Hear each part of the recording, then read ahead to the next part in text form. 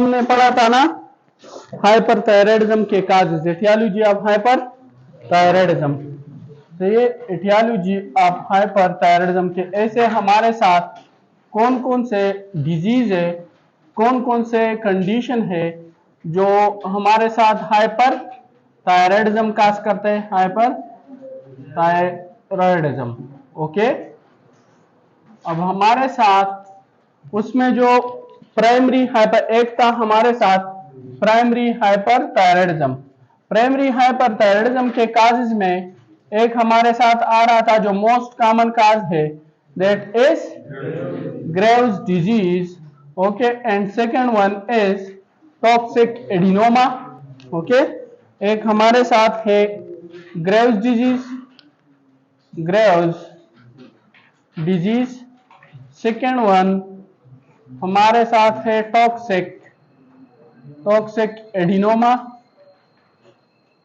Next फिर हमारे साथ है मल्टी नोडुलर गोइटर। ओके, फिर हमारे साथ था सेकेंडरी हाइपरथायराइडिज्म। सेकेंडरी हाइपरथायराइडिज्म के सेकेंडरी क्या क्या काजेज हो सकते हैं? Secondary hyperthyroidism T3 and T4। उसमें एक हमारे साथ आ रहा था पिट्यूटरी एडिनोमा, पिट्यूटरी एडिनोमा। एक हमारे साथ आ रहा था इंक्रीज बीटा HCG। इसमें एक आ रहा था मोलर प्रेगनेंसी,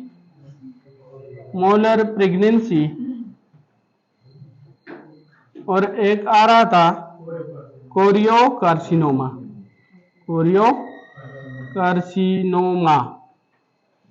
ओके, इसके बाद हमारे साथ हाइपरथायराइडिज्म के काजेज में आ सकता है कि अगर कोई हमारे साथ क्या करे, एक्सोजीनियस थायराइड हार्मोन ले ले। एक्सोजीनियस मीन के बाहर से थायराइड। कुछ लोग होते हैं जो बॉडी बनाने के लिए, एक्सरसाइज के लिए ले लेते, या हमारे साथ एक बंदे को क्या था, हाइपोथायराइडिज्म था, हाइपोथायराइडिज्म। तो फिर हमारे साथ एक्सोजीनियस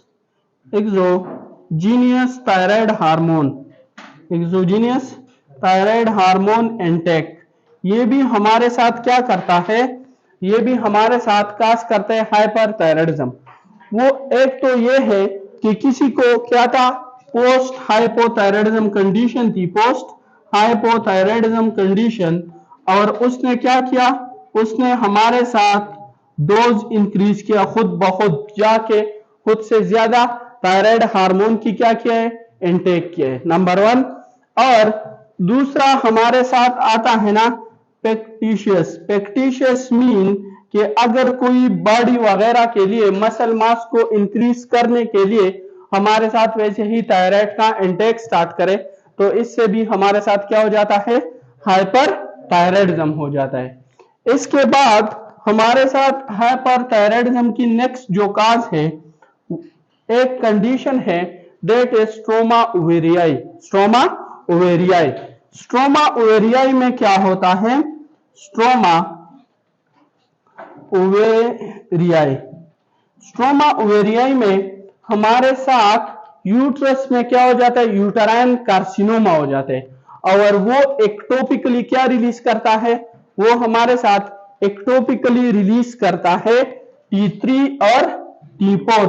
जिस तरह हमारे साथ लंग्स में क्या होता है, स्क्वायमस सेल कार्सिनोमा में parathyroid hormone like protein release होता है।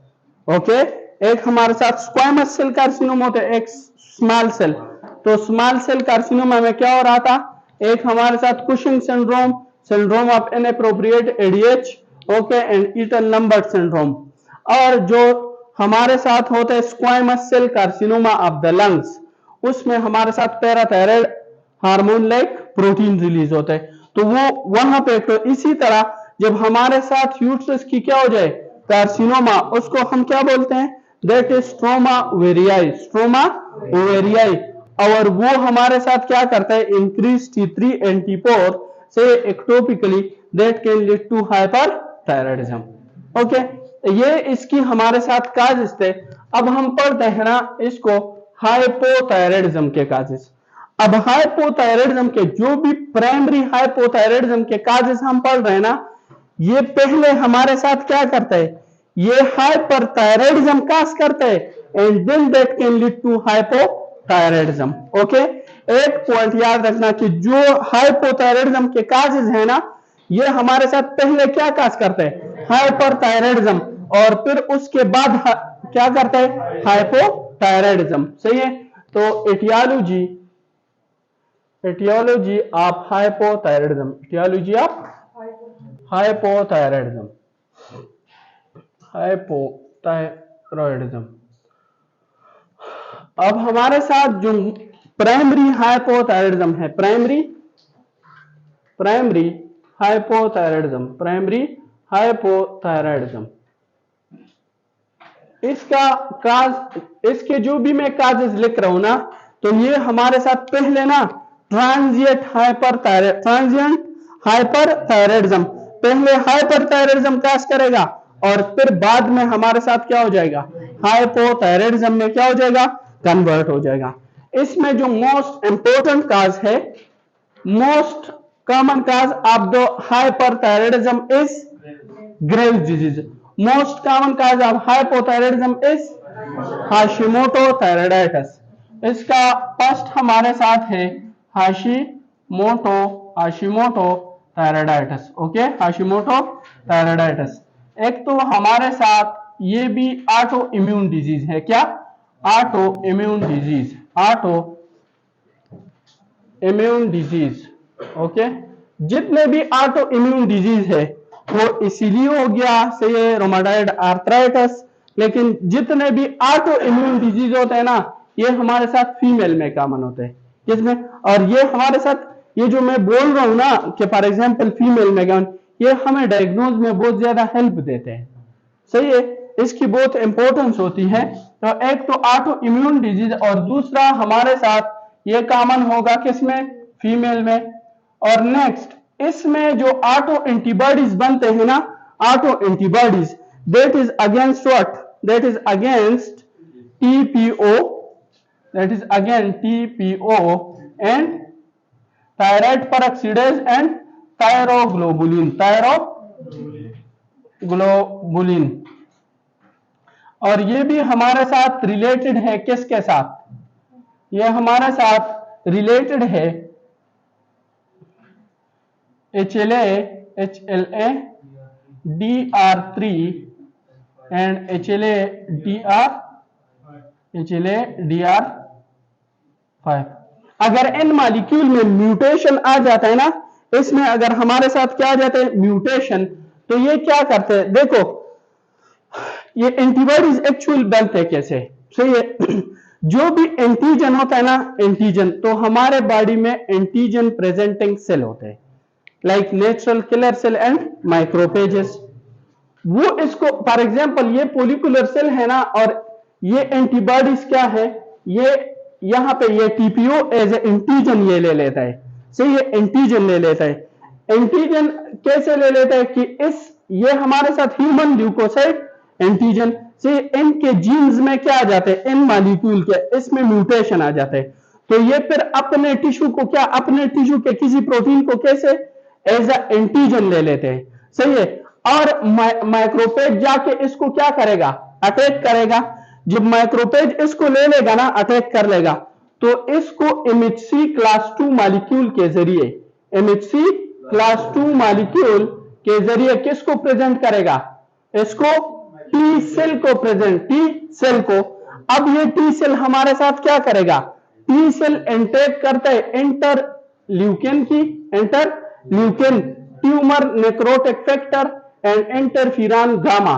सही है, tumour necrotic factor 4 and tumour necrotic factor 5, sorry interleukin 4 and interleukin 5, ये हमारे साथ जाके ना किसको स्टिमुलेट करेगा, बी सेल को, बी सेल को। और बी सेल किस में चेंज हो जाएंगे, प्लाज्मा सेल में, और प्लाज्मा सेल हमारे साथ क्या करते हैं, that can lead to antibodies, immunoglobulin.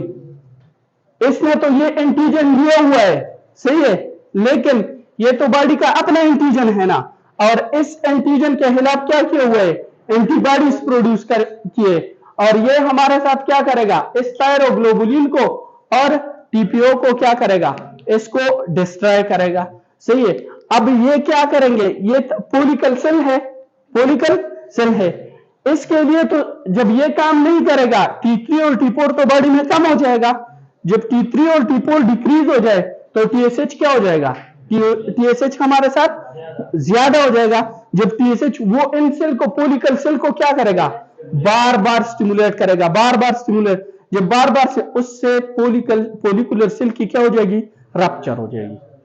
तो जब पोलिकुलर सेल की रप्चर हो जाएगी ना, तो अचानक से पोलिकुलर सेल में जितने भी T3 और T4 बाकी है या थायरोग्लोबुलिन बाकी है, सही है, तो थायरोग्लोबुलिन और T3 और T4 सारे के सारे हमारे साथ कहां पे आ जाएंगे, वो आ जाएंगे ब्लड में।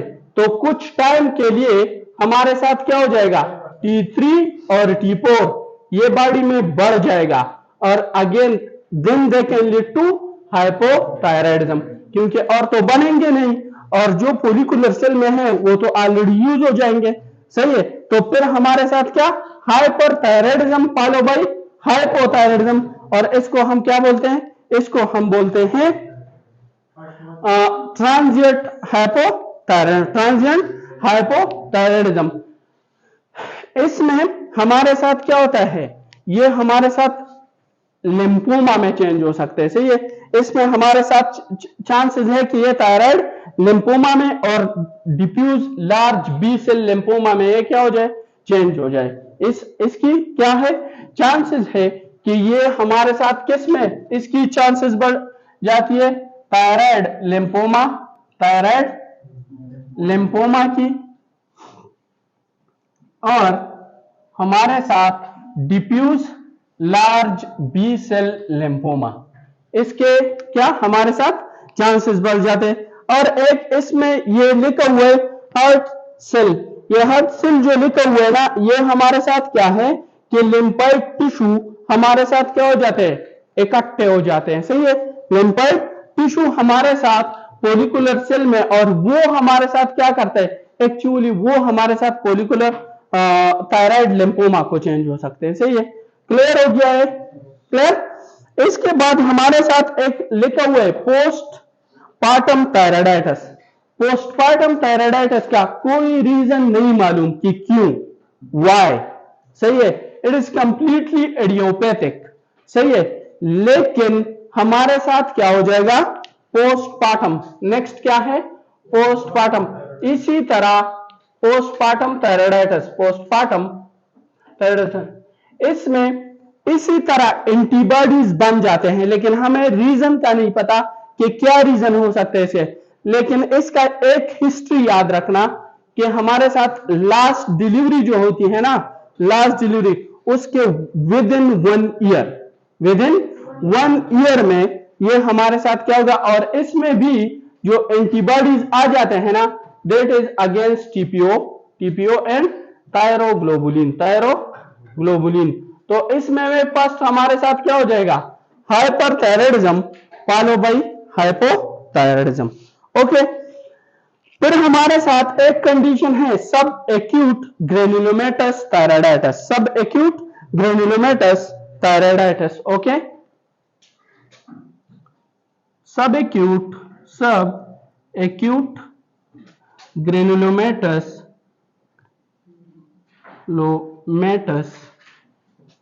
थायराइडाइटिस,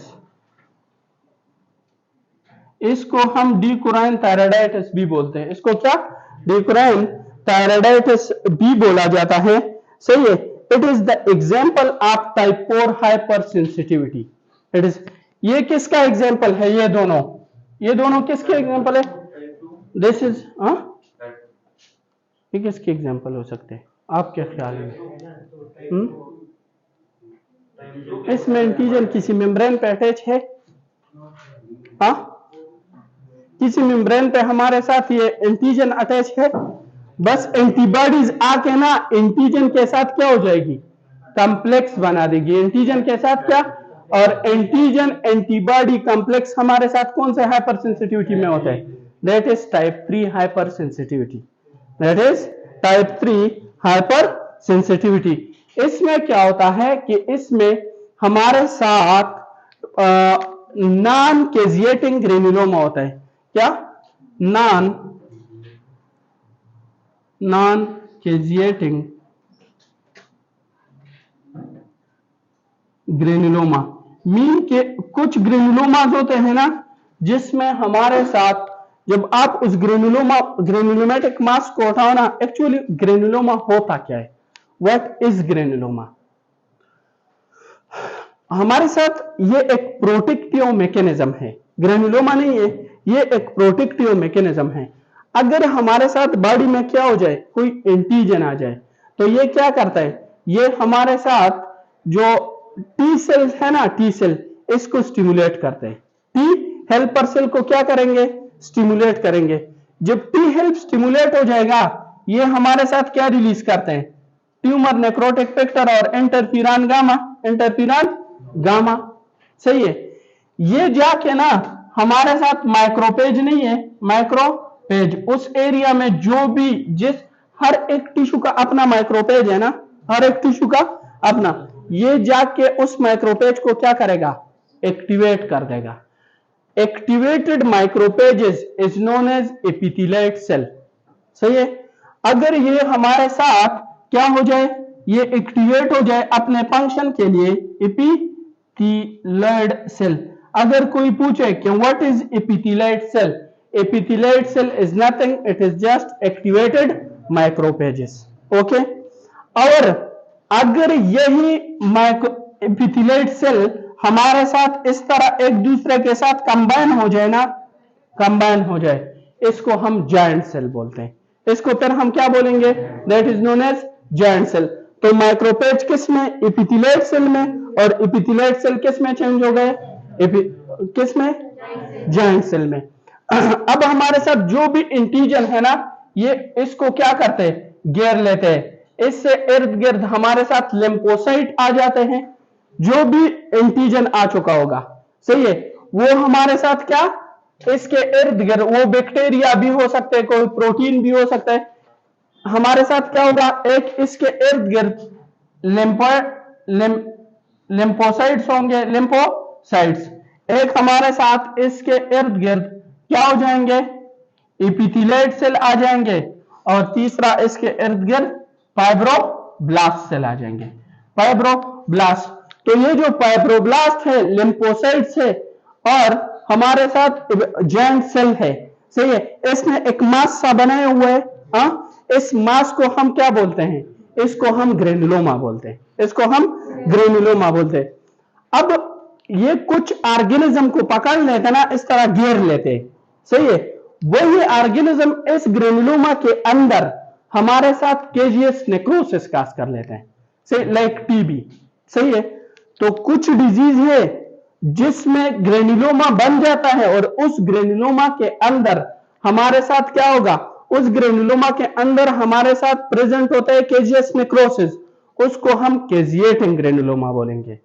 और कुछ ऐसे हैं जिसके अंदर हमारे साथ केजियस नेक्रोसिस नहीं होता, उसको हम नॉन केजिएटिंग ग्रेनुलोमा बोलते हैं।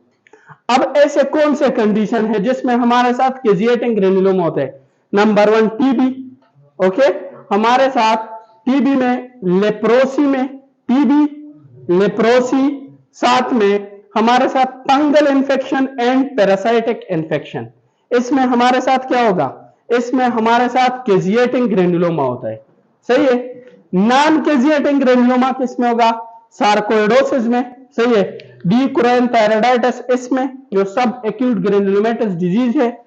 क्रोन्स डिजीज जो इन्फ्लेमेटरी बाउल डिजीज है, उसमें भी नॉन केजिएटिंग ग्रेनुलोमा होता है, सही है। तो ये कुछ एग्जांपल है ग्रेनुलोमा और ग्रेनुलोमेट, जो केजियस ग्रेनुलोमा है और नॉन केजियस ग्रेनुलोमा से। But this is what, this is non caseating granuloma इसमें बन जाता है। क्या? इसमें हमारे साथ नॉन केजिएटिंग ग्रेनुलोमा बनेगा। फिर हमारे साथ इसमें क्या होगा? दिस इज टेंडरनेस, इसमें क्या होगी?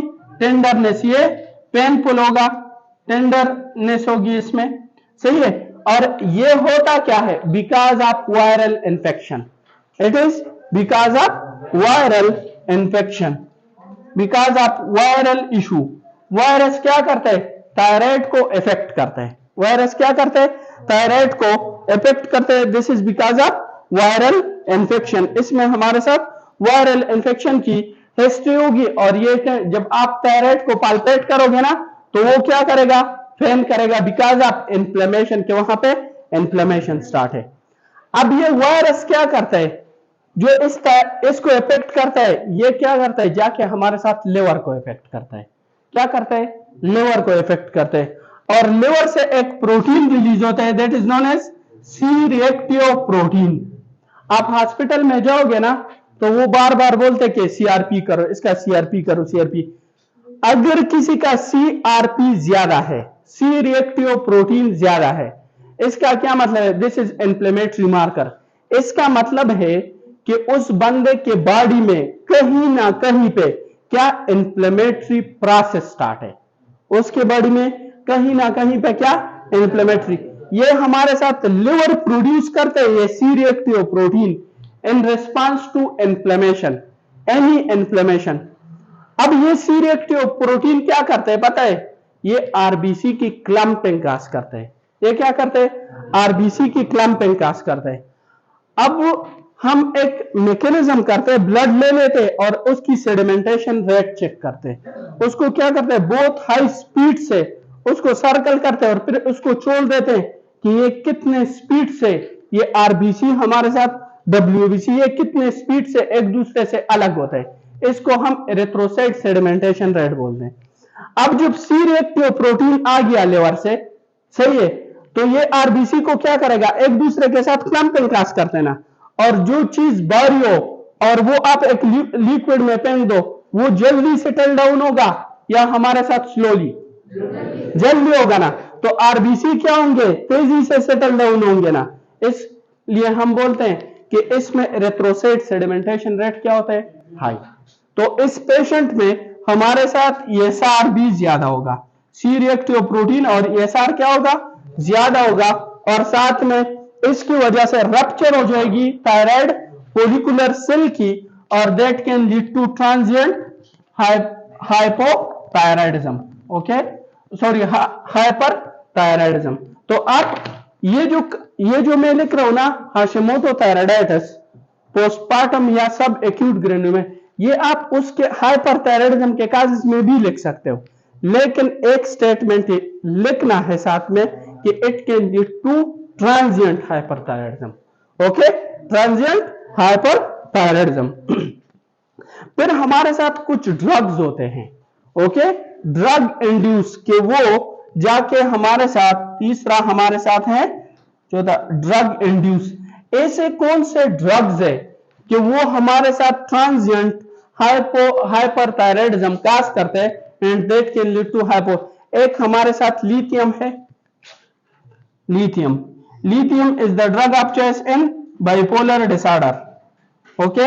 एक है अमायोडिरान, परसों भी मैंने आप लोगों को एक दफा बोला था कि ये लिथियम और अमायोडिरान, इसके साइड इफेक्ट में आप देखो ना तो ये नहीं लिखा होगा कि ये हाइपोथायराइडिज्म काज करते हैं या हाइपरथायराइडिज्म काज करते हैं। इसमें लिखा होता है कि it can lead to thyroid dysfunction. अब थायराइड डिस्फंक्शन का मतलब ये है कि ये हमारे साथ हाइपरथायराइडिज्म भी काज करते हैं और ये हमारे साथ हाइपोथायराइडिज्म भी काज कर सकता है, ओके। फिर हमारे साथ एक ड्रग है आयोडीन 131। ये भी जाके जब हम देते हैं ना पेशेंट को, ये जाके हमारे साथ क्या करते हैं, फोलिकुलर सेल की डिस्ट्रक्शन काज करते हैं।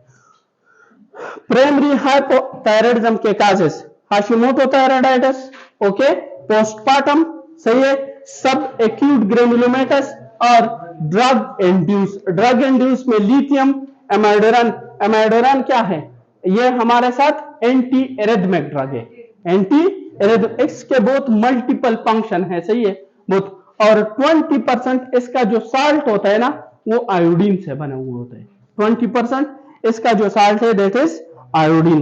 ओके, तो ये हमारे साथ क्या है, काजेज हो गए प्राइमरी हाइपोथायराइडिज्म के। इसके बाद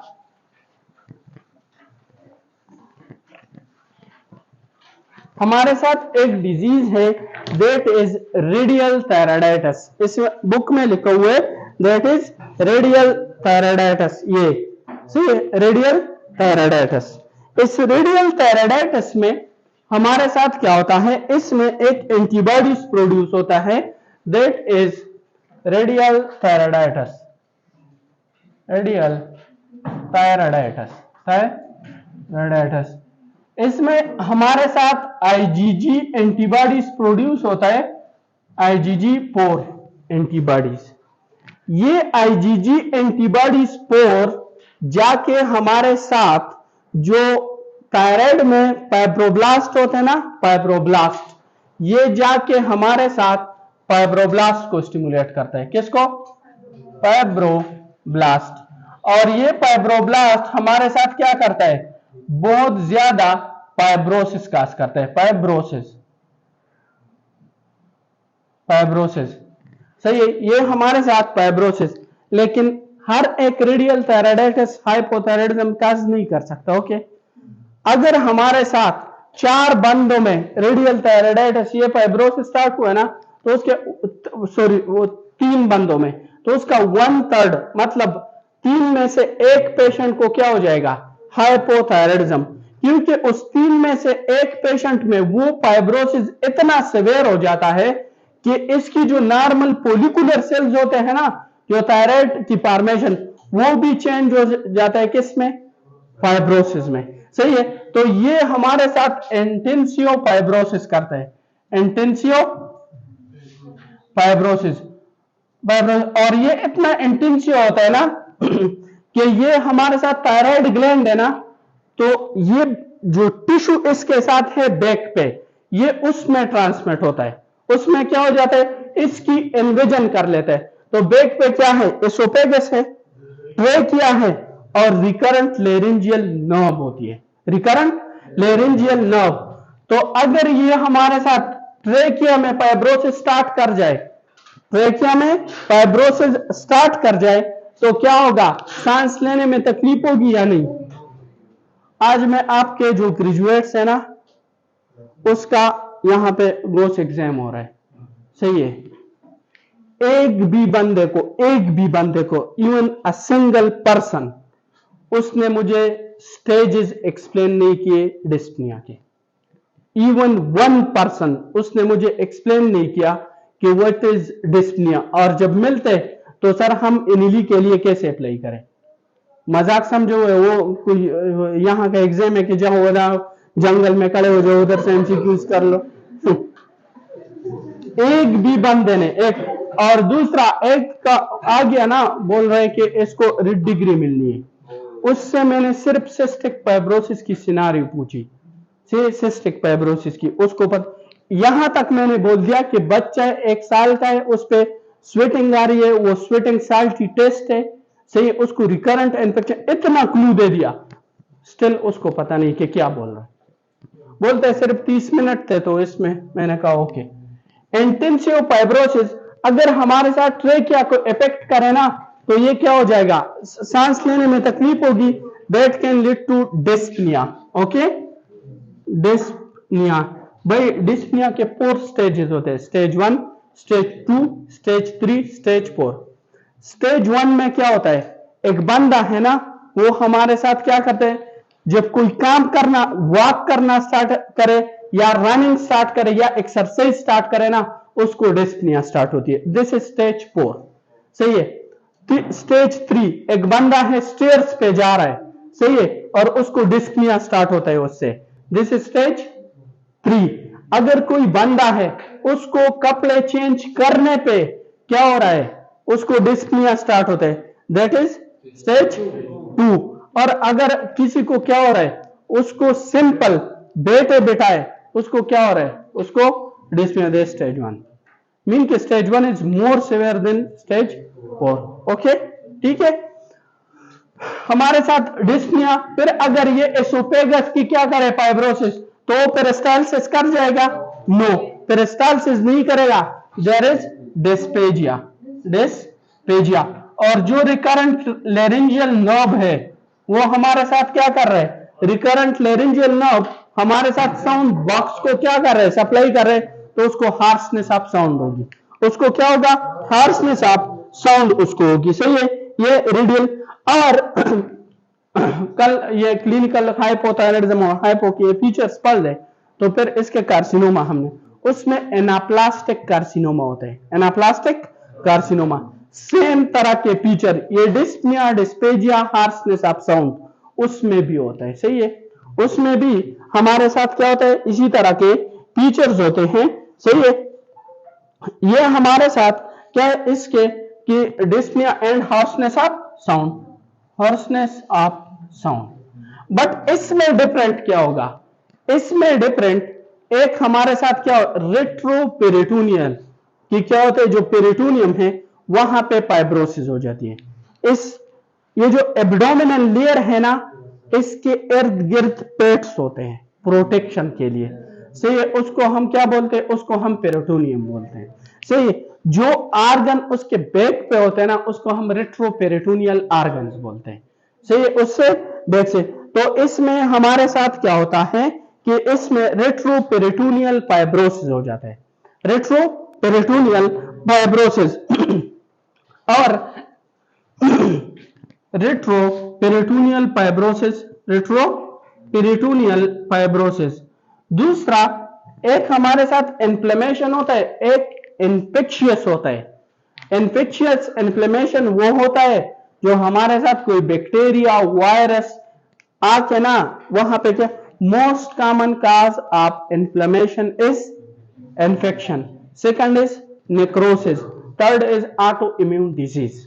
ओके, तो हमारे साथ अगर इन्फेक्शन की वजह से इन्फ्लेमेशन नहीं है ना, उसको हम नॉन इन्फेक्शियस इन्फ्लेमेशन बोलते हैं। अब नॉन इन्फेक्शियस इन्फ्लेमेशन इसकी वजह से भी हो सकते हैं, और इसमें कहां का नॉन इन्फेक्शियस इन्फ्लेमेशन होता है?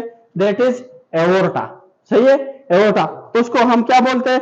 एओर्टाइटिस। ओके, एओर्टाइटिस। और ऑटो इम्यून पेनक्रियाटाइटिस हो जाता है इसमें, ऑटो इम्यून ये हमारे साथ पेनक्रियाटाइटिस को लीड करता है। सही है, एरोटाइटिस को लीड करता है, और रेट्रोपेरिटोनियल फाइब्रोसिस में हो, क्लियर? रेडियल थायराइडाइटिस में। ओके, इसके बाद हमारे साथ क्या था? एक हमने ऑलरेडी पढ़ा हुआ था कि वुल्फ चेकोव इफेक्ट था, वुल्फ चेकोव। या हमारे साथ और एक एरिया है, एक एरिया वहां पे क्या है? वहां पे पहाड़ी एरिया में हमारे साथ मोस्टली आयोडीन की कमी होती है। सही है, फल ख्याल से आता। हाँ, ओके।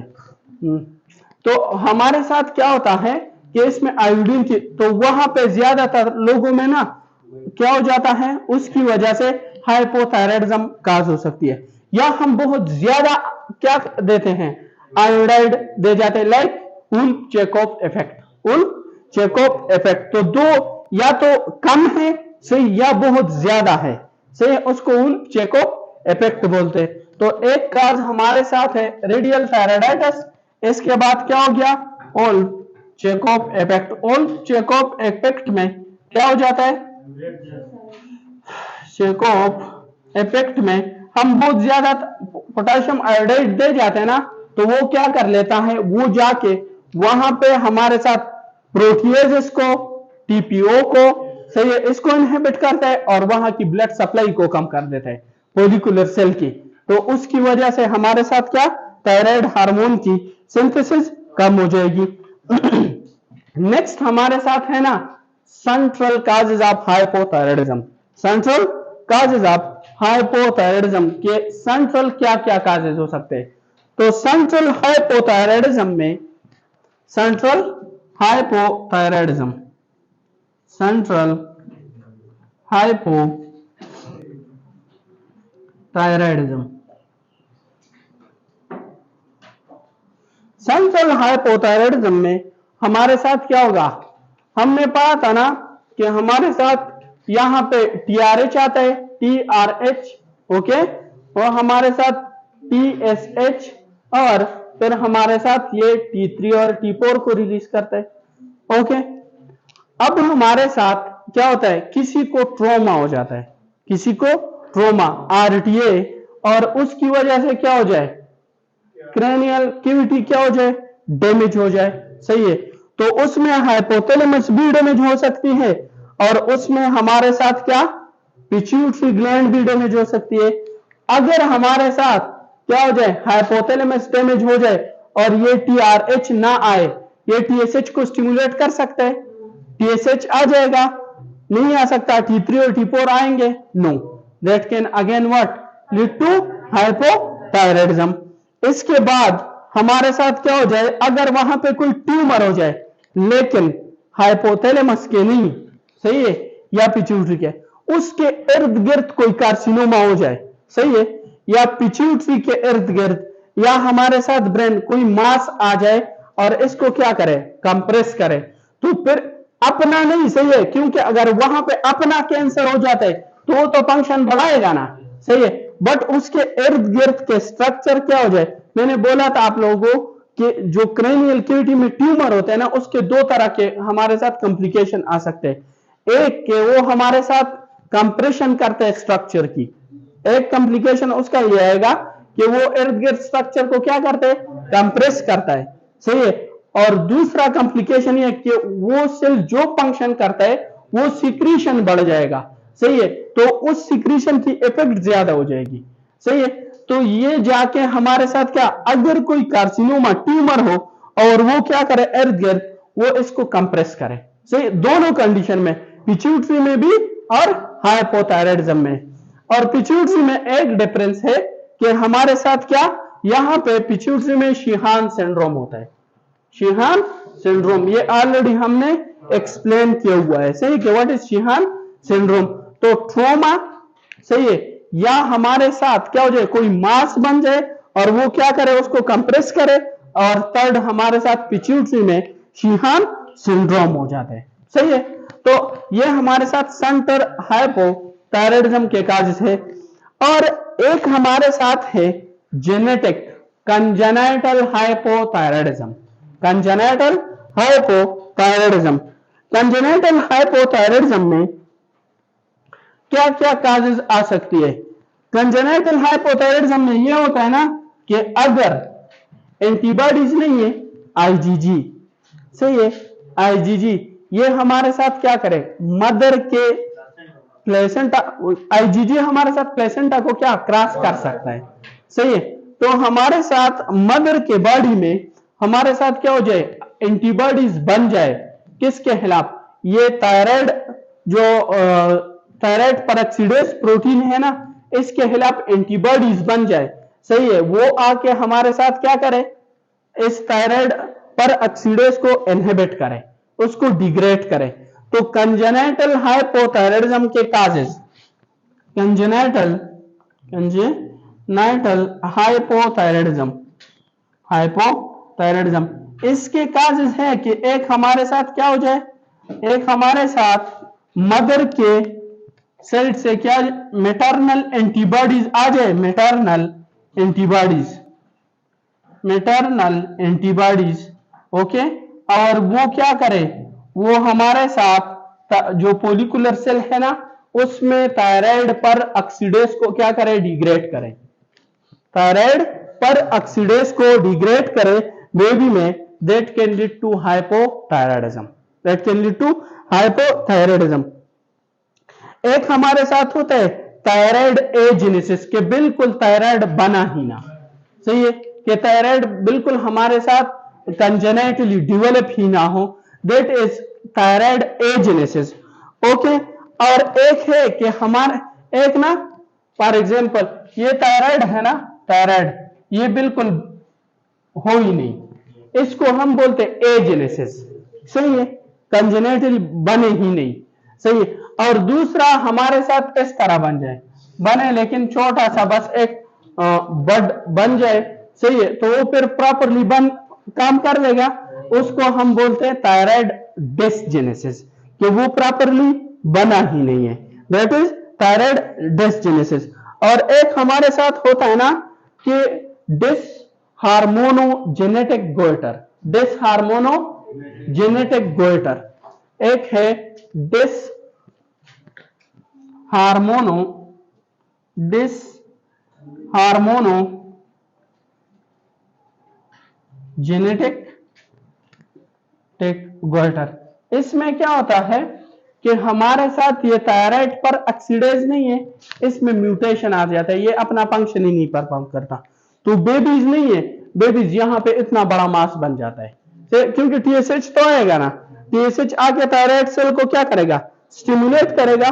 वो हमारे साथ जब स्टिमुलेट तो थायराइड फॉलिकल तो T3 T4 बना नहीं सकता, सही है, ब्लड में स्टिल हमारे साथ T3 वो बार बार आएगा, उसको स्टिमुलेट करेगा।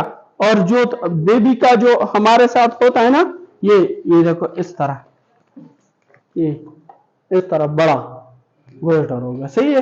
तो ये सारे के सारे हमारे साथ हाइपोथायराइडिज्म और हाइपरथायराइडिज्म के काजेस है। आप लोगों में से किसी का कोई क्वेश्चन है? क्लियर अभी बता दे, क्लास के बाद एक एक मत आना भाई। इस तरह है ना, जो यहां पे पढ़ लेते हैं सही है, इसको बंद कर।